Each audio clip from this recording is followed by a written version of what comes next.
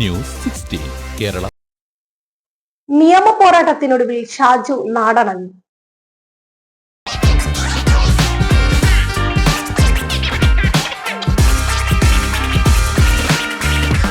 നാട്ടിലേക്ക് യാത്ര ചെയ്യുമ്പോൾ ലഗേജ് ഒരു ടെൻഷനാണോ?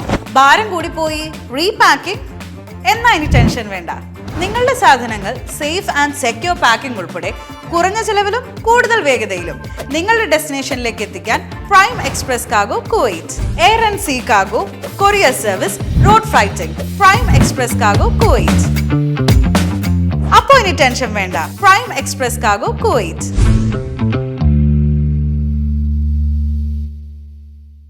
സൗദി അറേബ്യയിലെ മുസാമിയ കേന്ദ്രീകരിച്ച് പ്രവർത്തിക്കുന്ന ഒരു കൺസ്ട്രക്ഷൻ കമ്പനിയിൽ 2019 ഡ്രൈവർ വിസയിലെത്തിയതായിരുന്നു കോഴിക്കോട് ജില്ലയിലെ കുന്നമംഗലം പടനിലം സ്വദേശി ഷാജു.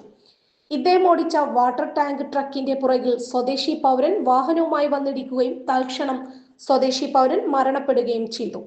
ഈ ട്രക്ക് ഡ്രൈവറായ ഷാജുവിന് അവർ ജോലി ചെയ്തിരുന്ന കമ്പനിയിൽ ലൈസൻസോ ഇക്കാമയോ നൽകിയിരുന്നില്ല. ഇതൊന്നും നൽകാതെ ജോലി ചെയ്യിപ്പിച്ച കാരണത്താലാണ് പോലീസ് ഷാജുവിനെ അറസ്റ്റ് ചെയ്ത് ജയിലിൽ അടക്കുന്നത്.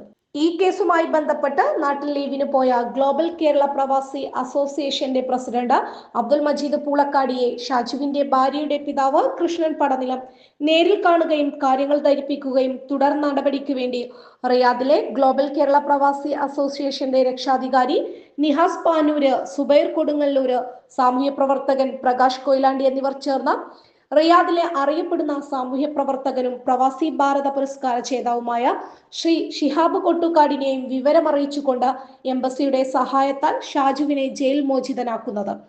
തുടർന്ന് കോടതി നടപടികൾ ആരംഭിക്കുകയും അന്നത്തെ കേന്ദ്ര വിദേശകാര്യമന്ത്രി ശ്രീ മുരളിക്ക് അബ്ദുൽ മജീദ് നിവേദനം നൽകുകയും ചെയ്തു. സാമൂഹ്യ പ്രവർത്തകൻ ഷിഹാബ് കൊട്ടുകാട് നിരന്തരമായി കമ്പനിയുമായും കോടതിയുമായും കേസ് മുന്നോട്ട് കൊണ്ടുപോയിക്കൊണ്ടിരിക്കുകയായിരുന്നു.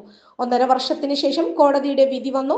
3 ലക്ഷം റിയാൽ മരണപ്പെട്ട സൗദി പൗരന്റെ കുടുംബത്തിന് ബ്ലഡ് മണിയായി നൽകാൻ വിധി പ്രഖ്യാപനം വന്നു. കമ്പനിയുടെ ഭാഗത്തു നിന്നും പകുതി മാത്രമേ അടക്കുമെന്നും ബാക്കി വരുന്ന തുക ഷാജു കണ്ടെത്തണമെന്നുമായിരുന്നു കമ്പനിയുടെ ഭാഷ്യം. അങ്ങനെ കേസ് 4 വർഷം പോയിക്കൊണ്ടിരിക്കുമ്പോൾ തുടർ നടപടിക്ക് വേണ്ടി റിയാദിലെ അറിയപ്പെടുന്ന സാമൂഹ്യ പ്രവർത്തകൻ ശ്രീ സിദ്ദീഖ് തൂവൂർ, ഗഫൂർ കൊയിലാണ്ടി എന്നിവരുടെ സാന്നിധ്യത്തിൽ കേസ് റീ ഓപ്പൺ ചെയ്ത് മുഴുവൻ തുകയും കമ്പനിയെ കൊണ്ടടുപ്പിക്കാനുള്ള സാധ്യതകൾ ആരായുന്നത്.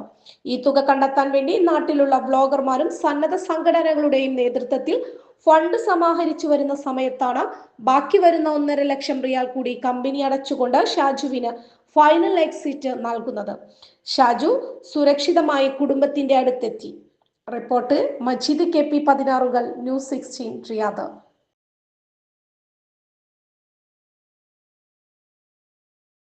പക്ഷമില്ല, വിവേചനമില്ല. നേരിനൊപ്പം, നാടിനൊപ്പം, നാട്ടുകാർക്കൊപ്പം. News 16 Kerala channel.